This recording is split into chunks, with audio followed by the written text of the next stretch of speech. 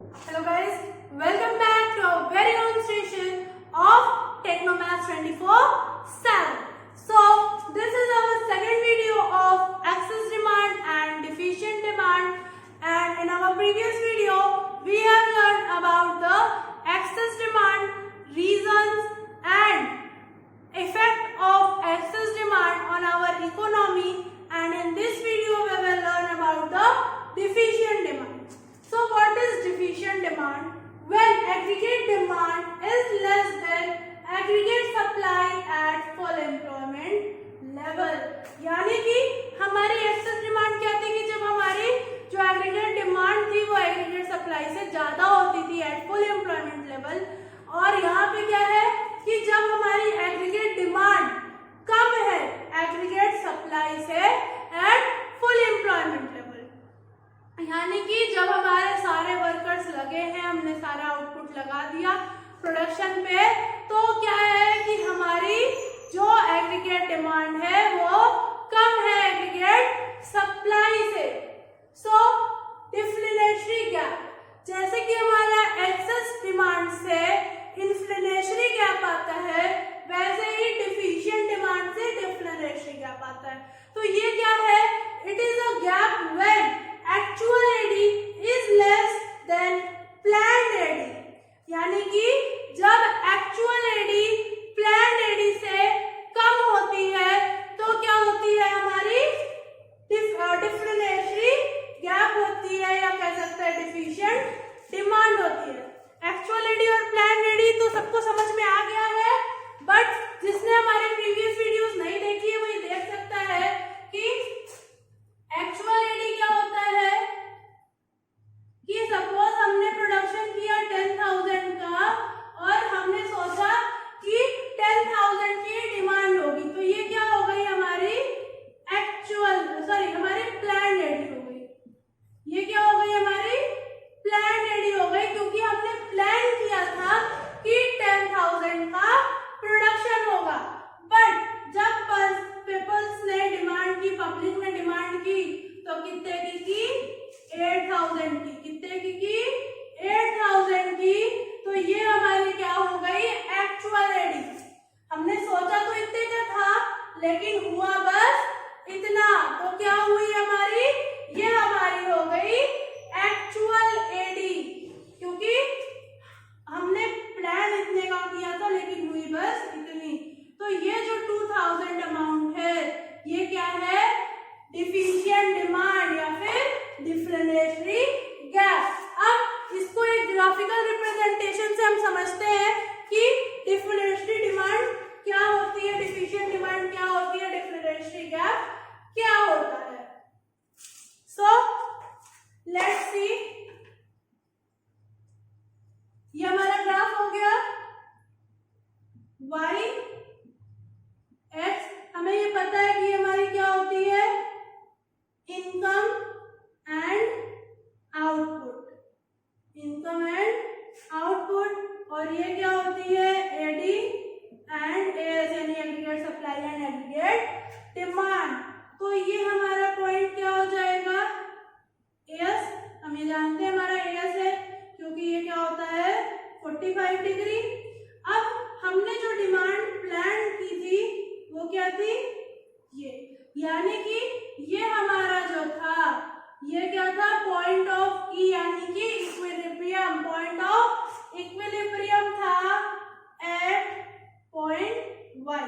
Point Y पे हमारा equilibrium था। ये थी हमारी एडी, लेकिन कौन सी? Planned AD. कौन सी थी? Planned AD. हमने सोचा था कि इतने का डिमांड होगा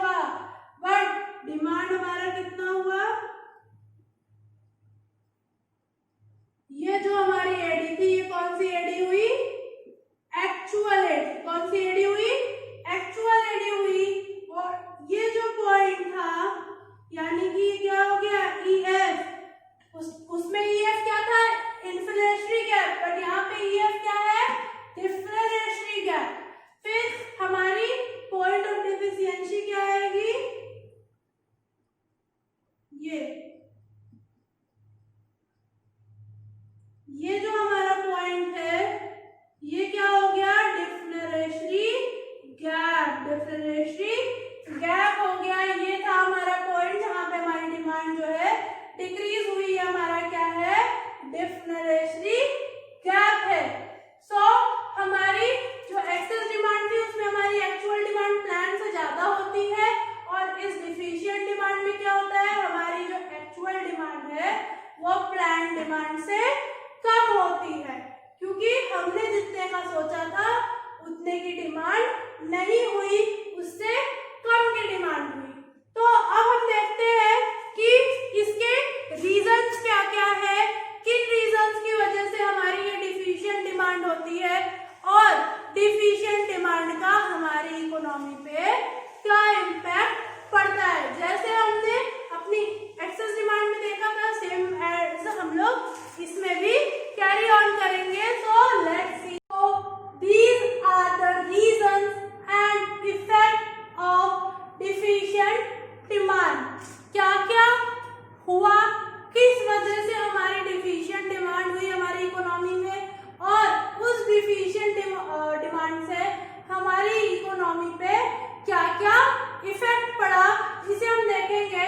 सो first one is decrease in propensity to consume, यानी कि हमारी जो कंज्यूमेशन पावर थी या हमारी जो विलिंगनेस थी टू कंज्यूम द कमोडिटी वो कम हो गई। जो हम चाहते थे कि हम हमारी इनकम का इतना % खर्च करेंगे वो रिड्यूस हो गई। हमने अभी एक्सेस डिमांड पे देखा था कि हमारी इनकम अगर 100 रुपीज है तो हम 90 खर्च कर दे रहे हैं। हमारी इनकम अगर 100 है तो हम 90 खर्च कर दे रहे हैं। अब अगर हमारी इनकम 100 है तो हम बस 40 रुपीज ही खर्च कर रहे हैं। अगर हमारी इनकम 100 है तो हम बस 40 रुपीज ही खर्च कर रहे हैं, यानी कि हमारी जो प्रोपेंसिटी टू कंज्यूम है वो कम हो गई। हम ज्यादा से ज्यादा सेविंग कर रहे हैं और कंजप्शन कम कर रहे हैं, तो हमारा क्या होगा? डिमांड डिक्रीज हो जाएगी। क्या होगा? डिमांड डिक्रीज हो जाएगी। इंक्रीज इन टैक्सेस, अगर टैक्स बढ़ जाएगा, अगर हमारी इनकम पर 10,000 पे टैक्स अगर 30% लगने लगेगा तो क्या होगा कि हमारी कितना पार्ट बचेगा? 3,000 तो निकल गया ऐसे ही। हमारे पास बचा कितना? 7,000। हम कंजप्शन कितने का करेंगे? 7,000 का करेंगे, यानी कि हमारा टैक्स अगर इंक्रीज हो जाएगा, अगर ये और इंक्रीज हो जाता है, 40% हो जाता है, 4,000 हमारा इधर निकल जाता है, और हमारे पास बचता है सिर्फ 6,000 कंजप्शन के लिए। तो जब हमारे पास पैसे कम है, हमारी इनकम कम है, तो ऑलरेडी हम जो कंजप्शन है उसको कम करेंगे, यानी कि अगर टैक्स इंक्रीज हुआ तो डिमांड लो हो जाएगी। क्यों? क्योंकि हमारी DY जो है यानी डिस्पोजेबल इनकम जो है वो कम हो जाएगी।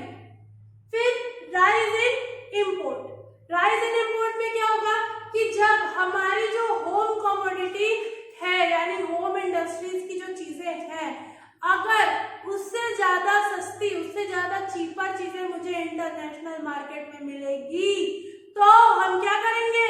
हम इंपोर्ट कर लेंगे। तो हम इंपोर्ट कर लेंगे तो हमारी जो डिमांड थी वो भी कहाँ चली गई?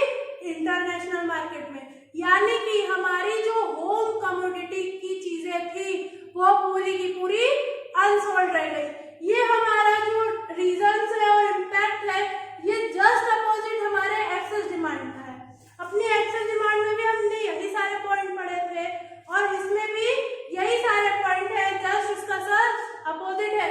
उसमें हमारा ये इंक्रीज करता है प्रोपेंसिटी टू कंज्यूम, इसमें डिक्रीज हो गया। उसमें हमारे टैक्सेस डिक्रीज होते हैं, इसमें टैक्सेस इंक्रीज हो गए। उसमें इंपोर्ट डिक्रीज होता है, इसमें इंपोर्ट इंक्रीज हो गया। क्यों इंक्रीज हो गया? क्योंकि हमारे इंटरनेशनल मार्केट की जो चीजें थी वो सस्ती थी, हमने वहां से परचेजिंग चालू कर दी और हमारे होम कंट्री में जो चीजें बन रही थी वो पड़ी रह गई। फिर हमारा आता है फॉल इन एक्सपोर्ट। अभी क्या हो रहा था कि अपना सारा सामान बाहर भेजते रहते तो हमें अपनी कंट्री के लिए भी प्रोडक्शन करना पड़ रहा था, जो कि नहीं हो पा रहा था। हमने जो बनाया उसको बाहर भेज दिया, लेकिन हमें अपनी कंट्री के लिए भी चाहिए, इस